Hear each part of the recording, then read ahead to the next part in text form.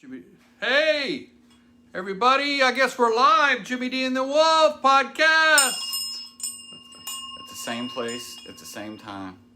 Yeah. Which is a miracle in COVID days. Yes, it is. Yeah. So, I hope we're going live. This is a new setup for it. It says live right there.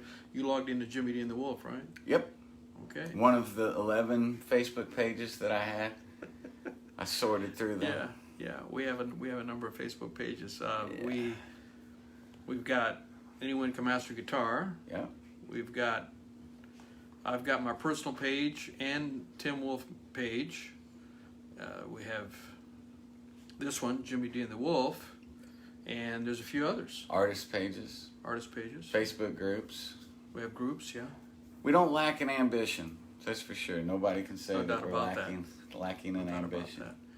What's that little thing in the bottom there, Jimmy? Is that just to be ignored? To share it with friends.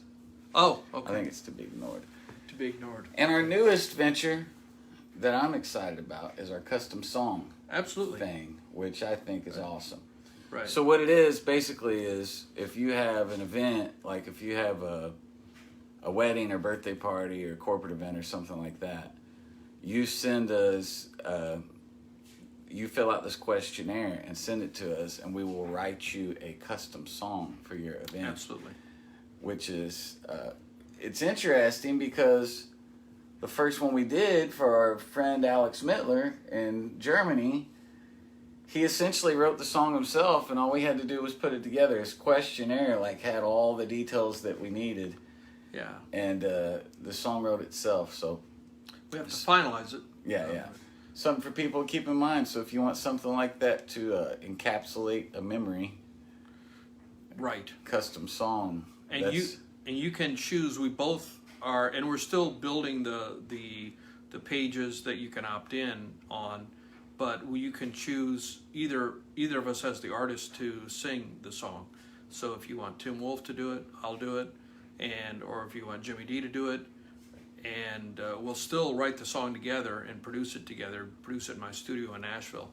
But you can have either of our voices on it.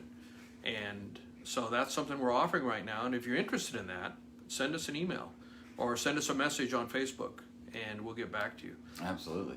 And you have a video that have you shared your video? Not yet. I need to share it.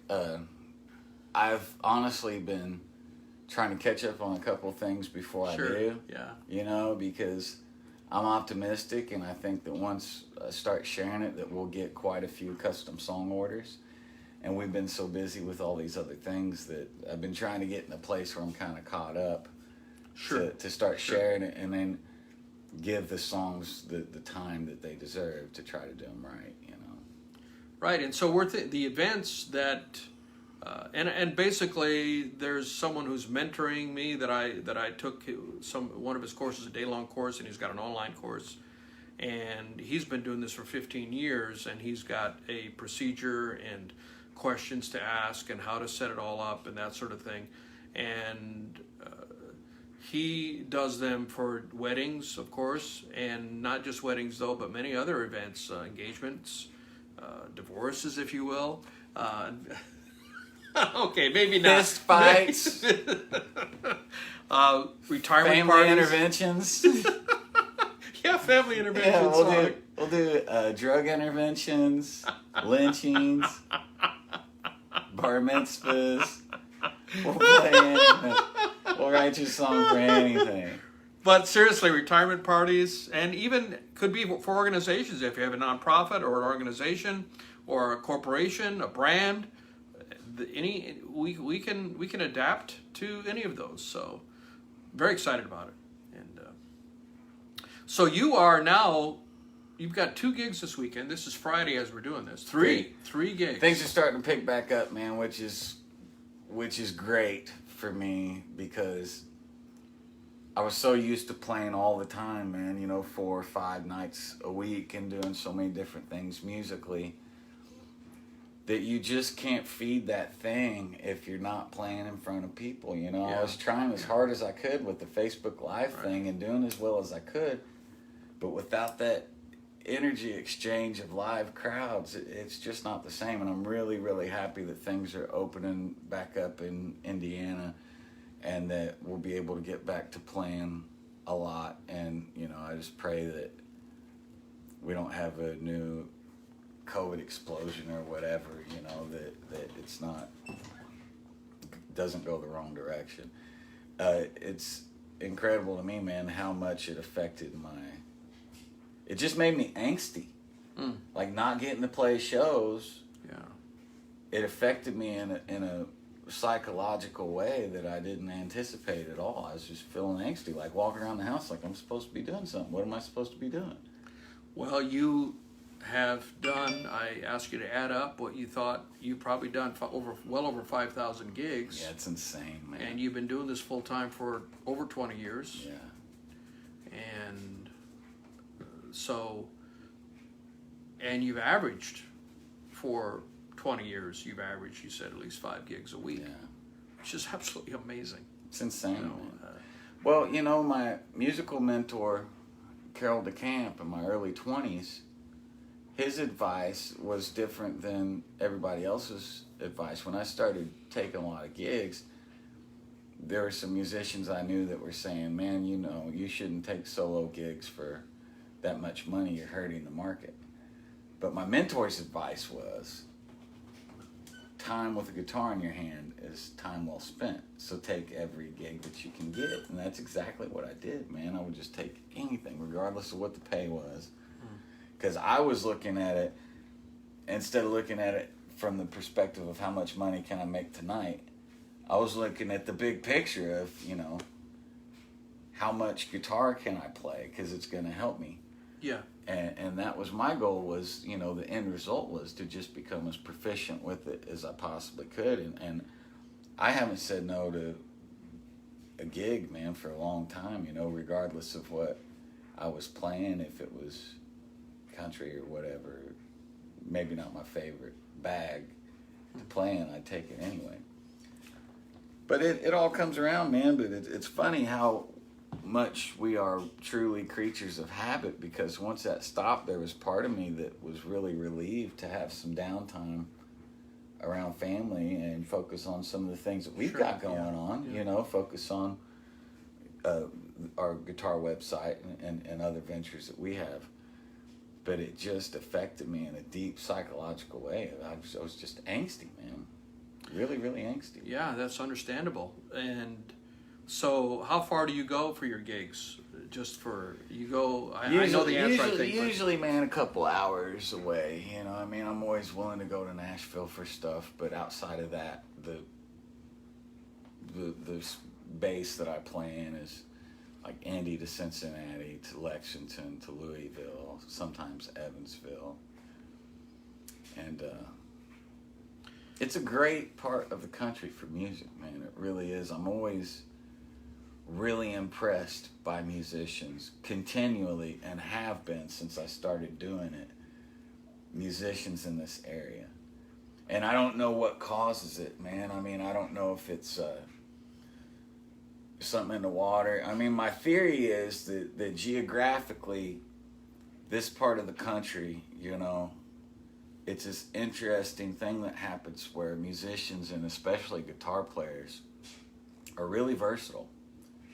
Because to stay busy coming up around here, you know, if you're coming up in Louisville or Cincinnati or Indy or any of the small towns in between, coming up and playing in bars, you got to play some classic rock, and you got to play a little country, and you got to play a little blues, and you got to be able to mix it up.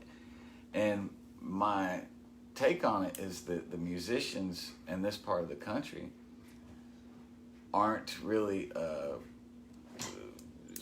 like discrete musicians, if you would, you know, for lack of a better term. They're not you and I focused for the most part. Most of the guys that I know around here, they can pretty much do whatever, you know, different styles. You've been forced to do that because of your You have market. to. Yeah, you have to. It's because what the market is, man, and geographically speaking, I mean, we're not that far from Tennessee, so there's obviously the big country influence, and Cincinnati was so steeped in funk with King Records and there was always great musicians out of Cincinnati. Louisville's always been super eclectic and always had great musicians. There's a ton of incredible players from Louisville. And you have the bluegrass influence from Kentucky. Indianapolis has the storied jazz history, and there's always incredible jazz musicians and R&B musicians from Indianapolis. And the state of Indiana in general has produced just a really eclectic mixture of incredibly unique artists, all across the board. So for those of you who are watching us, and let's adjust this just a little bit so that we can see a little bit more than our... Too bad I can't deliver you guys some Jimmy John's. Sounds good. Funny you should mention that, Jeff, because we were talking about lunch right before we started, and we're like, whoa, do we have time to eat? No, we better do a podcast. Jimmy John sounds awesome. Anyway, so we're in Madison, Indiana, which is on the southern border of Indiana, on the Ohio River, and right across from Kentucky, and not in the southern tip of Indiana. The southern tip of Indiana. Well, what's in the southern tip of Indiana? As you go down, but we're right on the river. The little bit, it's down by Cincinnati. It's more like Rising Sun territory, that kind of stuff.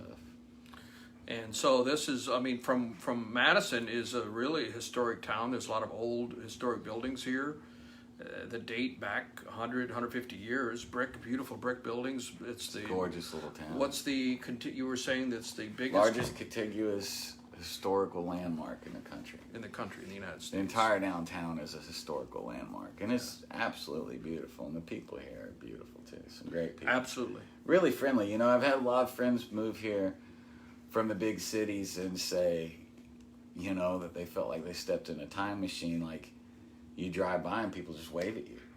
Mm-hmm. It's kind of like the Mayberry thing, and that's, as you know, man, in our conversations, I always refer to Madison as Mayberry. Yeah. And like, it really is in my mind and in my heart, this is Mayberry, because people you don't know are just like, hey, how's it going? You don't get that in the city as much anymore, And for those of you who maybe not from the U.S., old, maybe 60s TV show called Mayberry, RFD, Andy Griffith sitcom. So that's what that's great referring stuff, to, and in Madison, within, let's see, so you said Cincinnati's an hour, I believe. A little over an hour. Drive.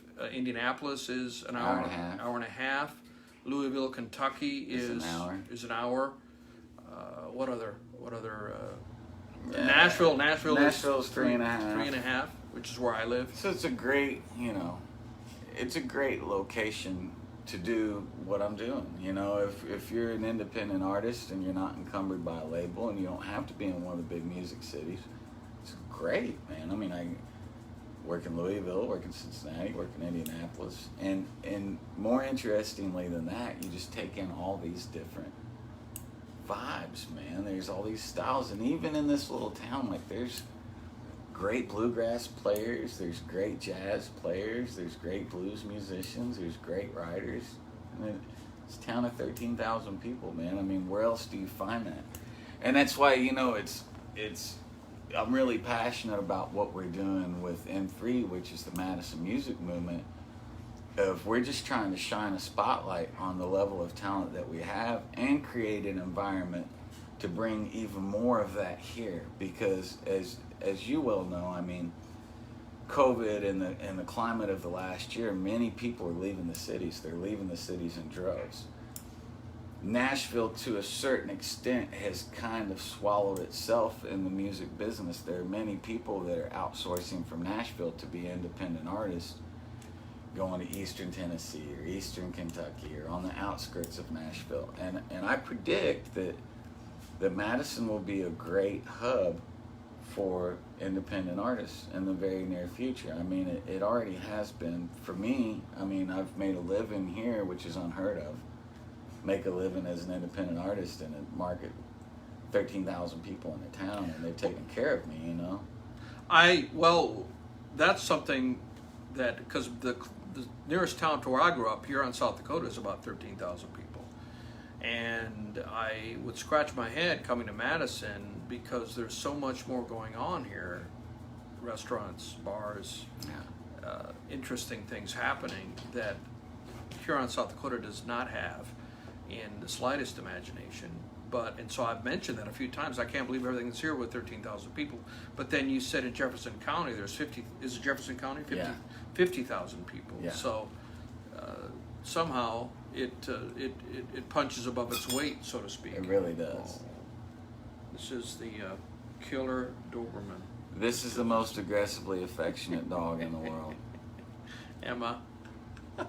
Everybody say hi to Hold it Emma. down. Emma should be famous. Yeah. Just for how sweet she is. Isn't that right, Emma? Yeah. You know, funny story. When I got this dog, I wanted a big guard dog.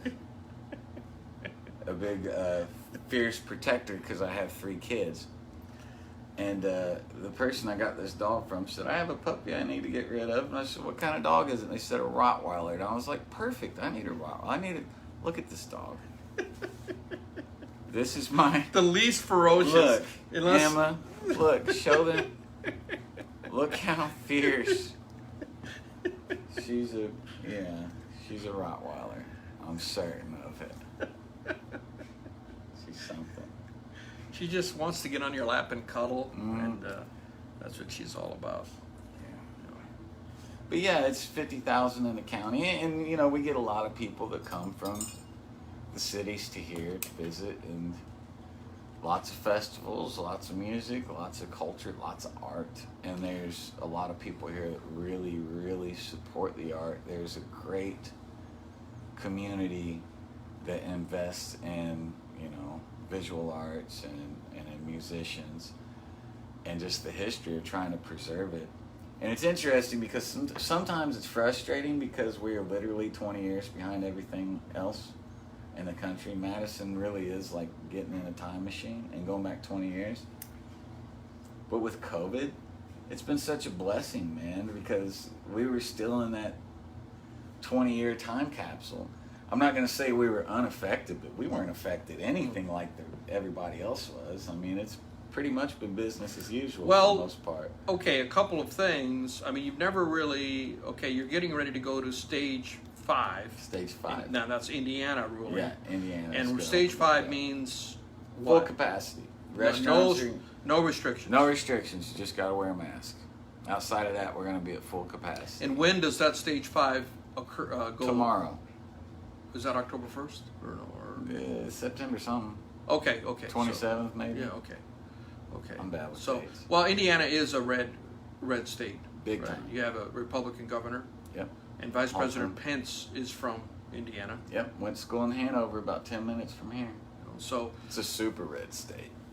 So that red states tend to be less enforcing of COVID guidelines. I think I think that's an accurate statement. So that's going to really open things up for you. And do you normally have a lot of gigs in the fall? Yeah, it's unfortunate because a lot of the festivals that we would normally do have already been canceled. You know, so we miss a lot of that stuff. But it's starting to pick back up, man. I mean, people are hungry for music. People are just hungry to get back into the swing of things and feel something that feels like normal, whatever that is, you know. And I think the psychological effect on people has been huge from not getting to socialize with others like they were before. I mean, I know for me personally, man, like my biggest release since I was like 13 years old has always been going to concerts. And I never imagined I would miss it as much as I have, and like how much just medicine for the soul that really was. Sure. Until I couldn't go to a concert. And after, here I am, 7-8 months after not seeing a live show, and I'm like, man, I would go see a band I didn't like right now, dude. I'd go see anything right now. If there was a show that I could go to, it wouldn't matter. Well, and one thing about Madison that you've told me, there are a lot of opportunities for live music. Madison, what's the statistic? Madison has the most drinking establishments per capita of any city in Indiana. Yep, we're a drinking town with a music problem. That's what's going on. There's no shortage of drinking happening. And one thing that I've noticed coming here is it's a common thing. Everybody's got their little golf cart. Right. Everybody's zipping around on their golf carts. And apparently, even though technically you can have a DUI for drinking or driving a golf cart while intoxicated or a little too much to drink, apparently that is a way of getting around, and it's not either enforced or it's well, not I think it probably is to a certain extent, but I don't think people are worried as much about a head-on collision. Sure, of course, you're not going to kill somebody. Golf carts. You run over somebody with a golf cart, and you're not going to kill them. They're going to get banged up a little bit and brush it off and move on. And you're not going to damage any property. Right. I think it's smart. You run into somebody's house with a golf cart. Keep your golf carts off the interstate, guys, because it's just a matter of time before somebody tries that. It's going to happen. We'll see it on the news. Yeah. So that's one thing as far as the nightlife here. And you're saying there's a wedding. There's a lot of wedding activities here. A lot of here. Weddings, yeah. Because it's such a beautiful town right on the river. A lot of it is. Man. And then even you had said that it's becoming a bit of a bridesmaid bachelor party thing. They're booking more and more of those.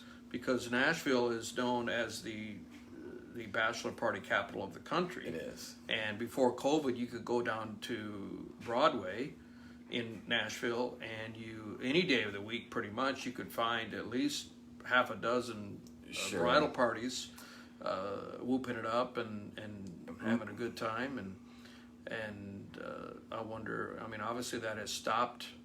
I mean, that's put the brakes on that, and all of those industry folks that depended on that. I mean, it's just a tragedy.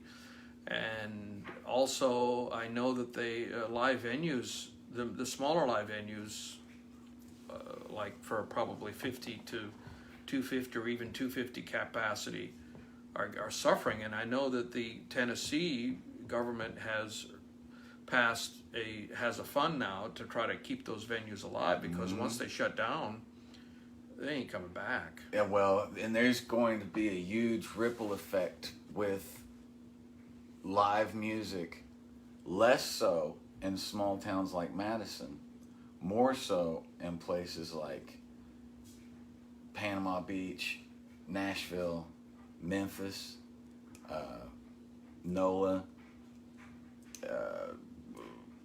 Raleigh, Austin, places where the general consensus that I've heard from a lot of musicians, these places where people were doing the live music thing on a consistent basis and had mortgages, had car payments, and all of a sudden that stopped dead in its tracks.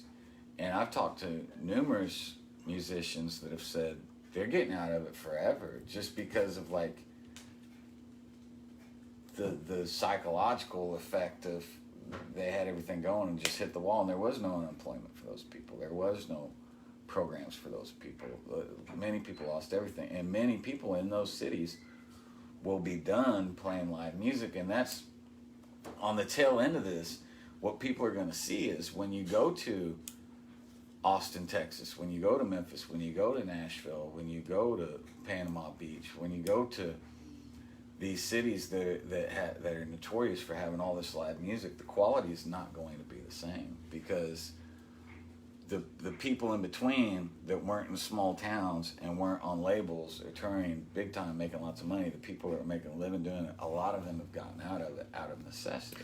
Let's say Broadway. For a while, Broadway in Nashville, which is bar after bar packed next to each other, and the band is usually in the window facing away from the street and playing live, and you can hear these. You stand in the middle of the street and you can hear all of these bands playing different classic rock songs. Sometimes you'll hear the same one. Sometimes, but they're never in the same spot. Right. The song. Anyway, all those people, and people can make six figures, because you looked into that. You can make a great, and a lot of people were, man. There were guys in, even more down south. I mean, there were guys in Panama Beach making $1,000 a night. Tips. Yeah, all in, walking out with $1,000 that had gigantic mortgages that that all stopped in March. And there's no unemployment. There's no safety net for No those unemployment. folks. And so I haven't been down to Broadway since COVID. I've been stayed at my house and working in my studio. But based on everything else that's happened in Nashville, it can't be at full capacity. There's no way. No, it's easing back into it from what I've seen. And so those Broadway musicians that were depending on that revenue and that tip revenue, Stop dead in their tracks. yeah, it's going to be a big change, and the ripple effect, like you said, is going to be. We're not going to see it for a while. Sure. And think about people, you know, if they'd gotten into it as an individual business and they're in their first 5 years. No equity built up. No equity built up, claiming loss the first 5 years. You go to file for unemployment. What do they get? Right. They got nothing, man. Nothing. Even if they were killing it. So if you're an artist that started out 4.5 years ago and you were killing it and making all this money, but you still haven't shown a profit on your taxes, and you went to file for unemployment, the government gave you nothing. So there are people that went from $150,000 a year paying their bills to nothing. They're out of the game forever, man. And I predict strongly that it's going to have a huge effect on the quality of live music entertainment that people are getting in the cities. I don't think that the level of musicianship is going to be near what it was before COVID.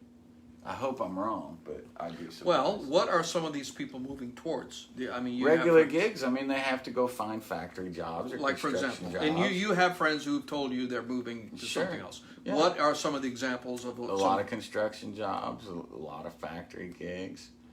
I know people that have went to work at hospitals, at banks, you know, because they've determined, you know, the nature of the music business. It's like anybody that's in real estate would understand this, or people that are in sales. December, you know, you're trying to figure out how to keep the lights on. And in July, you make more money and you know what to do with.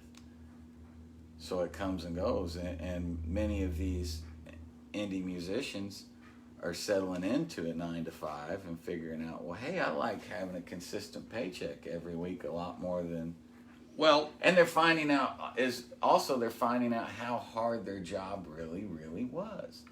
People have that mindset of, if you're a musician, you know, you're not trying hard enough, you won't get a real job, you're not kind of integrating yourself into the system, or you're too lazy to get a real job. And being an independent musician is one of the hardest jobs in the world, and one of the bravest things you can do. You have to promote yourself, you have to book the gigs, you have to maintain your equipment, you have to maintain your level of musicianship, you're keeping late hours, it's unpredictable pay. So a lot of the independent musicians that had to get out of it to do something else, they're finding all this comfort in their regular 9 to 5 all of a sudden.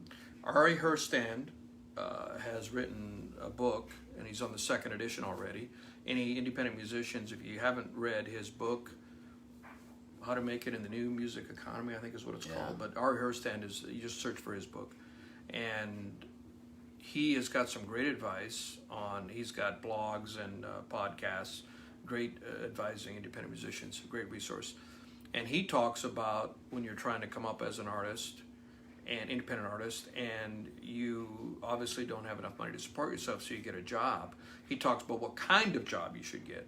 And he says you should get a job that uses your body and not your mind, because when you get home you want your mind fresh, like a construction job. I mean, you're still thinking, but you're not, as opposed to a sales or where you're having to people more, yeah, and it exhausting mentally. When you get home, you want to have time and energy, mental energy, to write songs, work on your music. And he also says be very careful if you're in a job and you get offered a promotion.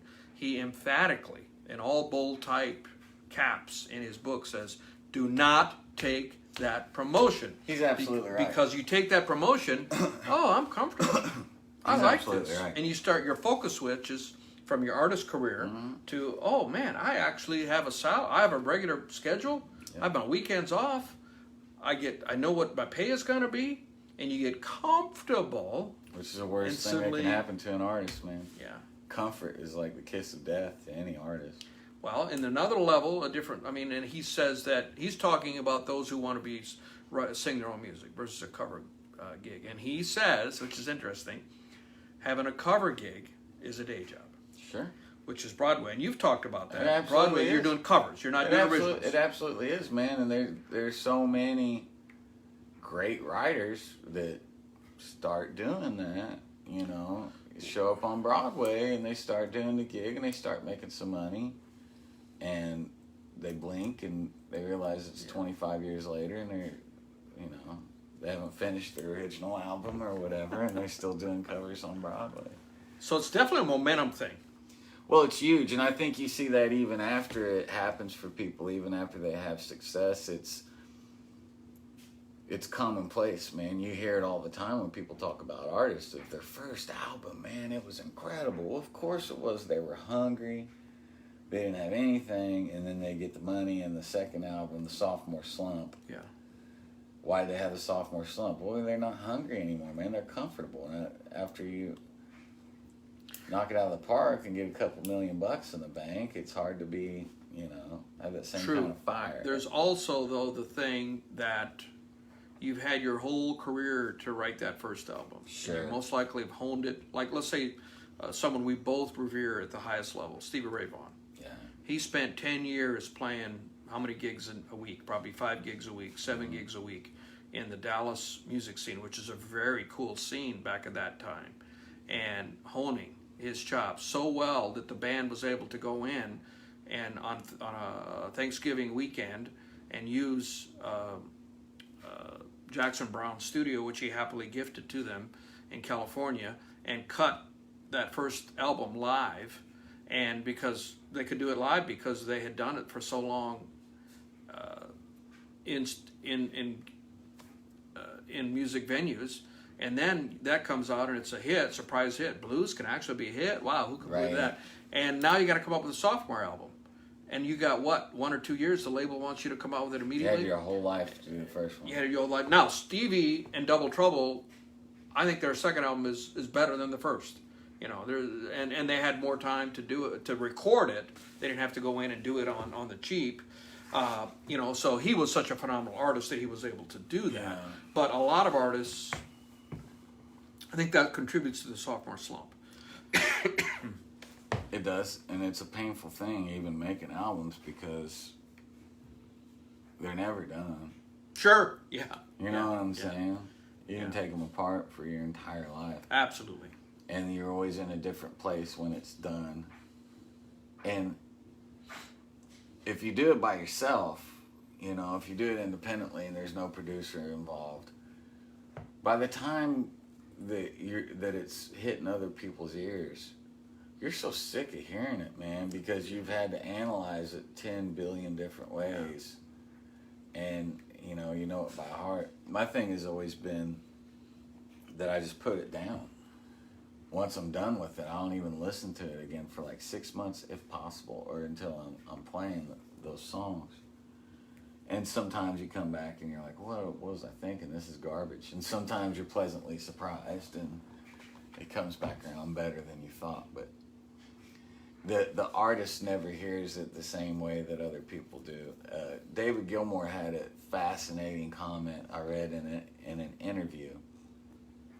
The Dark Side of the Moon was considered their biggest masterpiece, and it was, at least at the time I read the interview, it was the greatest selling album of all times. And he said that his only regret was that he never got to hear that album for the first time. And I thought that was fascinating. Fascinating, man. yeah. He heard it in building blocks, you know, and steps. He heard every step of it. Wisdom. He never got to receive it, you know. And so the way that the artist hears it and the way that everybody else hears it is always completely different worlds.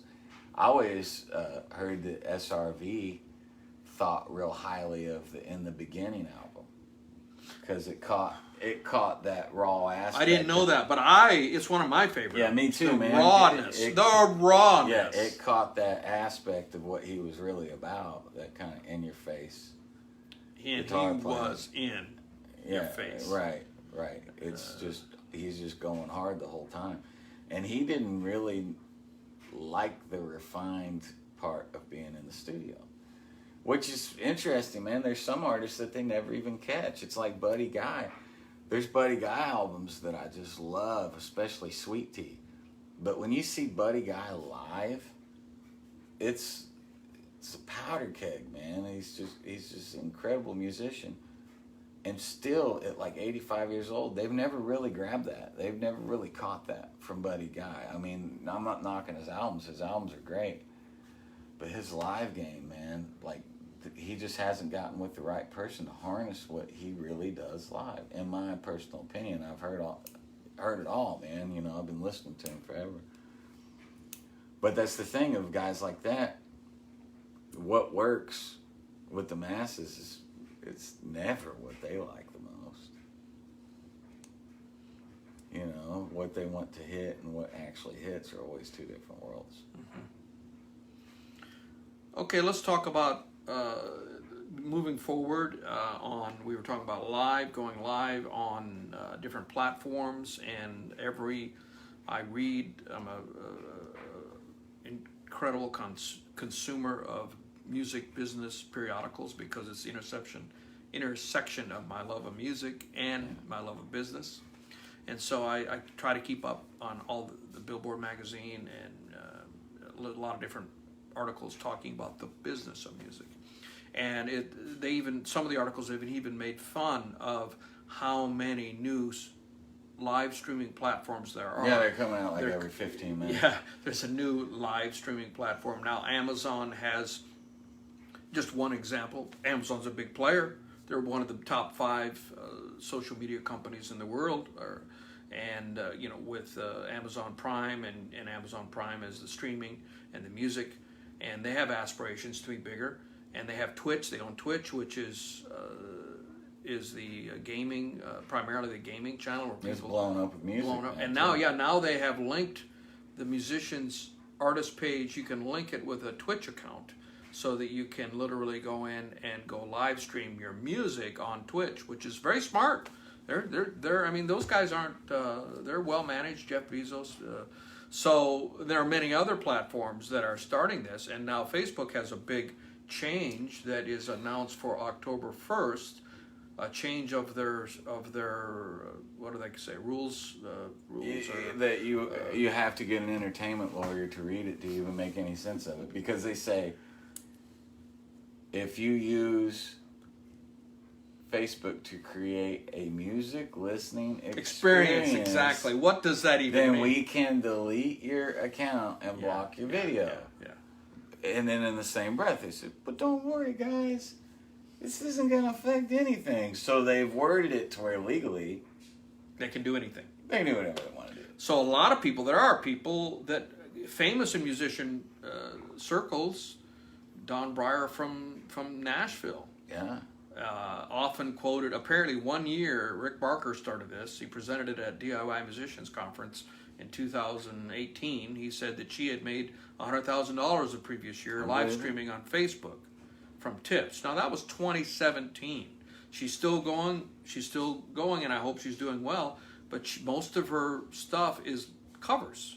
She goes like live, or I've watched a few of her things. She goes live, or did. I don't know what she's doing now post-COVID or with COVID, but she was going live every morning and saying, I'll do a cover, give me a request, and get the tip jar out. And that's where the money was coming from, was a tip jar.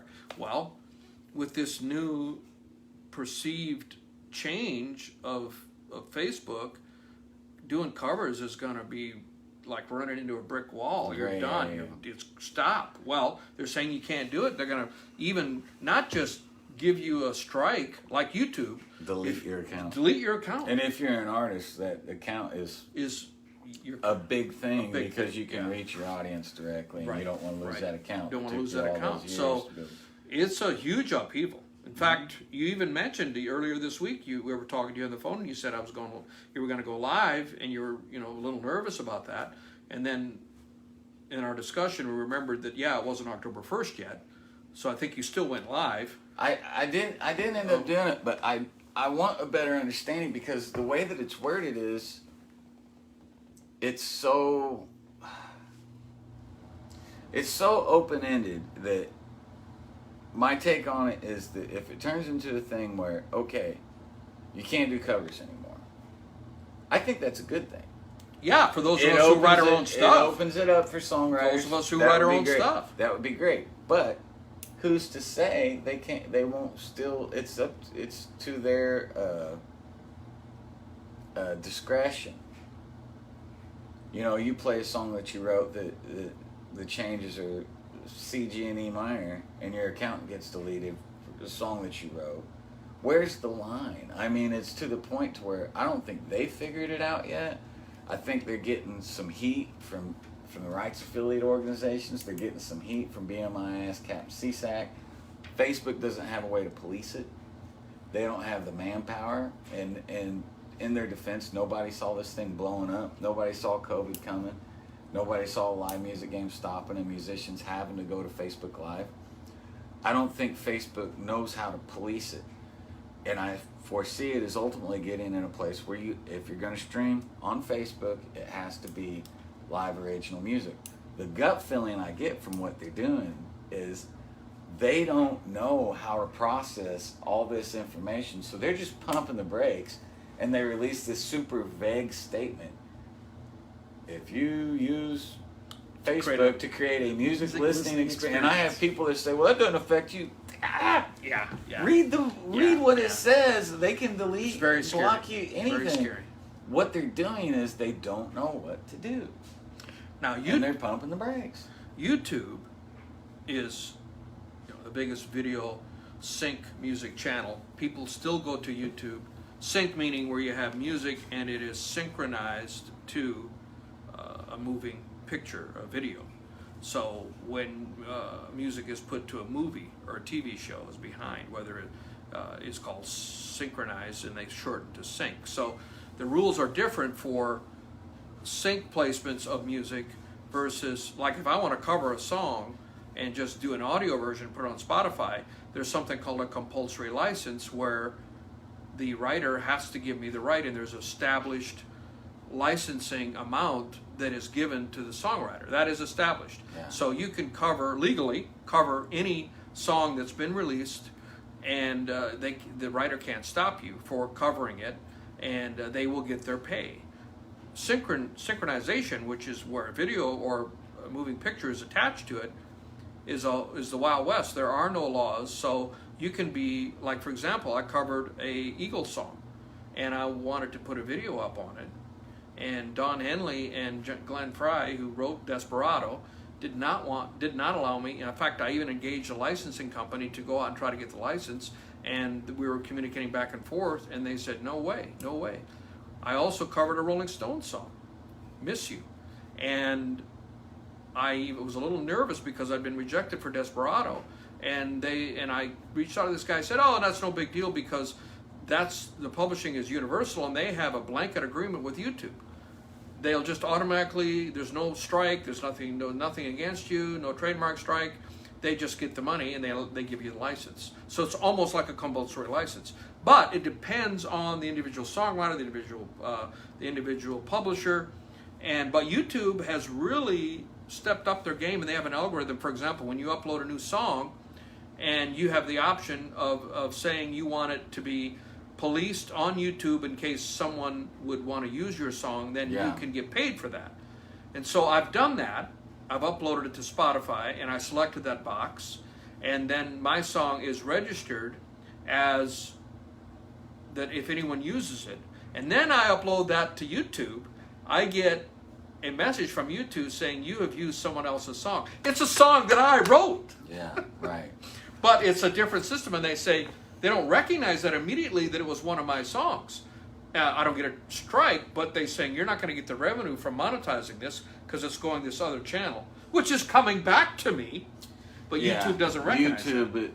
Right. But YouTube is much more long-term user-friendly for the artists. Yes, sir. Especially if you're an indie. And they have the algorithm that they will discover that music, and it will, they're very explicit. It says this is not a strike, because you get 3 strikes and then some things happen. You get penalized on YouTube.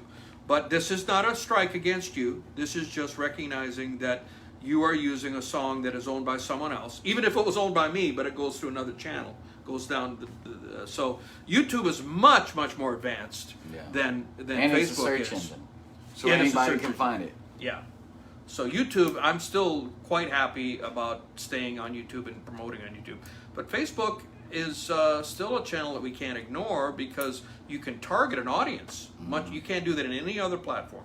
You can advertise and target an audience on Facebook based on demographics or likes or things, even a video that they previously watched, you can retarget them.